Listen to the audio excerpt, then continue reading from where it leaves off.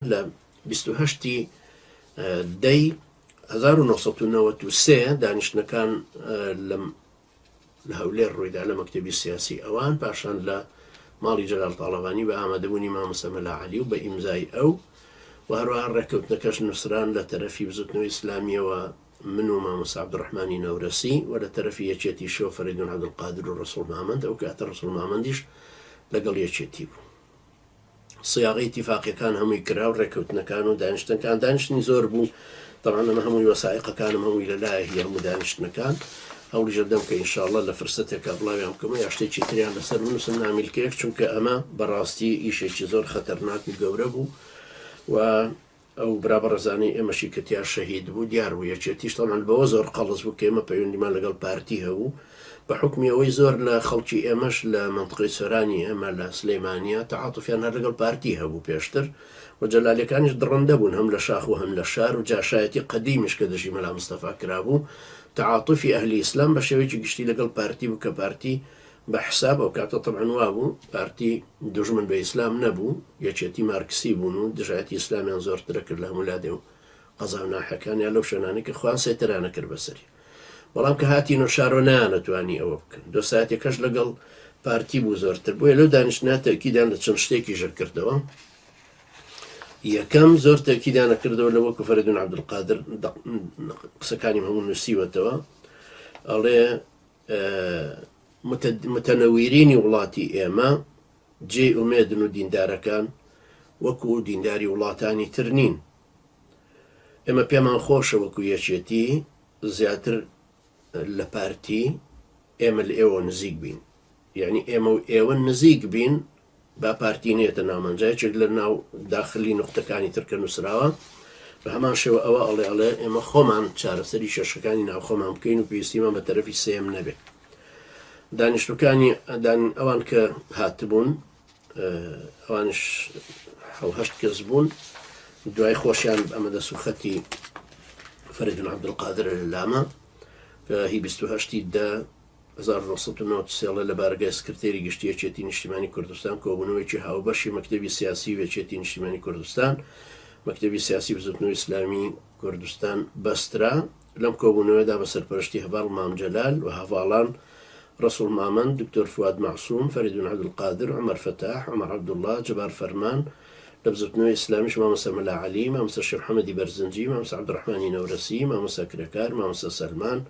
مامۆستا عەبدولقادری برایەتی ئامادە بوون. لە دۆخێکی برایانەدا کۆبوونەوەکە دەستی پێکرد و بە باسی پێویستیەکان و خۆشکردنەوەی زەمینەی برایەتی و تەبایی و پتەوکردنی پەیوەندی دۆستانەی هەردوولا دەستی پێکرد. لەم کۆبوونەوەیەدا یەکێتی نیشتیمانی کوردستان و بزوتنەوەی ئیسلامی لەسەر ئەساسی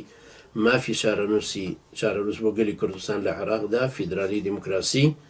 ڕێککەوتن لەسەر یەکەم پشتگیری تەواو لەسەر پاراستن و چەسپاندنی دەستکەوتەکانی خەڵکی کوردستان بە تایبەتی پەرلەمان و حکوومەتی هەرێمی کوردستانی عێراق هەروەها پارێزگاری لە یاسا و نیزام. دووهەم کۆبوونەوەی هاوبەش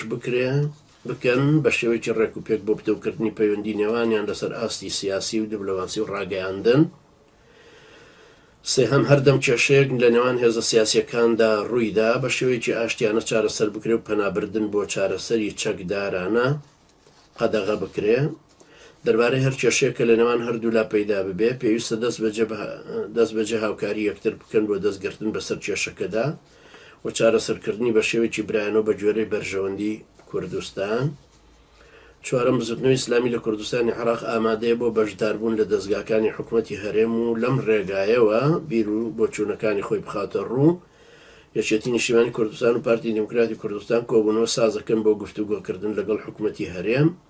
بە مەبەستی جێگیربوونی ئەم بەشداریە لە کۆتایی کۆبوونەوەکاندا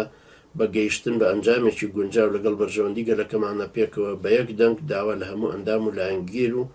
پێشمەرگەکانی هەردوو لاو جەماوەر کرا کە بە هەموو شێوەیەک دۆستایەتی و برایەتی لە بری ناکۆچی و ناتەبایی جێبەجێ بکەن. هێزەکانی هەردوو لا لە هەر شوێن بن بە پەلەو بێ دواکەوتن بگەڕێنەوە حاڵەتی ئاسایی و جێگەبارەگاکانی خۆیان و دۆخی ئاڵۆزی و گرژی و نێوان ناوچەکان ئارام بکەنەوە. نابێت کەس جێچەڵ و کێشە ساز بکە و هەمان بە بەرپرسیارن لە چەسپاندنی ئارامی و ئاسایش و برایەتی هەر کەس برایەتی هەرکەس پێچەوانە ڕەفتار بکە بەرپرسیارە بێ و بە توندی سزا ئەدرێت. دەستگای ڕاگەاندنی هەردوو لە ئەرکی بڵاوکردنەوەی ئەم بەلاغە ئەگەر نەئەستووە پاشان ئیمزاکان ڕەسوول مامەد فەریدون عەبدولقادر کرێکار عەبدوڕەحمانی نەورەسی ئەمەنە خولاسەی دانیشتنەکان و کە ڕێککەوتن لەسەر ئەم ئیتیفاقاتانە و جەوار فەرمانیش طبعاً ئەمری دەرکرد و بۆ پێشمەرگەکانی خۆیان کە ئەویش فەرماندەی هێزەکان بوو و بڵاو کرایە طبعاً لە کوردستانی نوێش دوایش بە عەرەبی لە جەریدەی ئەلئیتیحاد بڵاو کرایە لە 30 دەی 1993 هەمان ئەم ئیتیفاقاتانە بە زمانی عەرەبی بڵاو کرایەوە و ئەمەش شتێکی لەو شتە سەیرانەی کە زمانی خۆی هەبوو چونکە ئیتیفاقاتە بۆیە شەڕ بە ناوی حکومەتەوە کرا ئیتیفاقەکەش لەگەڵ یەکێتیە کرا کە هەتا ئێستا شار حەریسن لەسەر شتێکی ئاوە بە ناوی حکومەت و دیموکراسی و دەوڵەت و ئیدارە و مافی مرۆڤ و دیموکراسی و قسە لەگەڵەکەن بەڵام شەڕەکانیش ئەوانەیکەن گوایە ئێمە دژی حکومەت بووین و دژی دەوڵەتی کوردی بووین و دژی پەرلەمان و دژی ئارامی میلەتەکەمان و لەم جۆرە قسە هەلق و مەلەقانە بەڵام ئەمەش ئینشاءڵڵا هەر بڵاوەکەم و ئەم وەسیقەیە نامەنامەی ڕەسمیەتی هەرێمی کوردستان سەرۆکایەتی ئەنجومەنی وەزیرانە ئیکۆسرەت ڕەسوول سەرۆک وەزیران بەڵام ئیمزاکە جبار فەرمانە تعلیماتەکە ئەو دەری کردووە هەر لەسەر وەرەقەی ڕەسمی یعنی حیزب و حکومەت هەمووی هەر یەکشتن هەروەکو کە ئێستاش هەروان ئەڵێ لە جەبار فەرمانەوە بۆ هەموو هێزەکانی پێشمەرگە بە تایبەتی کەرکووک و مەڵبەندەکانی تێکۆشەر سڵاو لەگەڵ هەواڵانی بزوتنەوەی ئیسلامی گەیشتینە ئەنجامی باش و نەمانی شەڕ بۆیە داواتان لێکەین فەورەن شەڕ ڕاگرن و پێشمەرگە بگەڕێتەوە شوێنی خۆی. ئیتیفاقیەکان هەمووی ئاوا کرابوو تەبەنە وەسیقەکان زۆرە لە بەردەستمە ئێستا ژوا 25 ساڵ تێپەڕ بوو بەسەر هەموویانە بۆ ئومێدم ئینشاءڵڵا بڵاویان بکەینەوە دوای ئەوەی کە مطمئین بووین لەوەی کە شەڕەکان کۆتاییان هاتووە شتەکانی محەلی بوون بە تەکید چونکە شەڕەکان کە ڕوویەدا لە ناوچەیەکە لەسەر شتێک لەو خۆ هەڵکێشانی یەکێتی یان نەسازانی برایانی ئێمە لەگەڵیان یا احترام نەگرتنی سەیتەرەکە یان سەیتەرەکە بە ئیهانە و سەیری ئەوانیانە کرد چونکە جاری وا بوو سیارێکی ئێمە گەر هێواشی نەکرداتوانێ هێواشی کەرەوە سیارە مڵکی خۆمانە دوای ماوەیەکی تر یعنی هەموو خۆیان حازر کرد وەکو لەشکری ئیسلامی تەسلیم ببن و ئەوان مسەیتر بن بەسەرە بەڵام الحەمدوللا لوتیان شکا و چەندین جار لەو شەڕانە خساری زۆر گەورەیاندا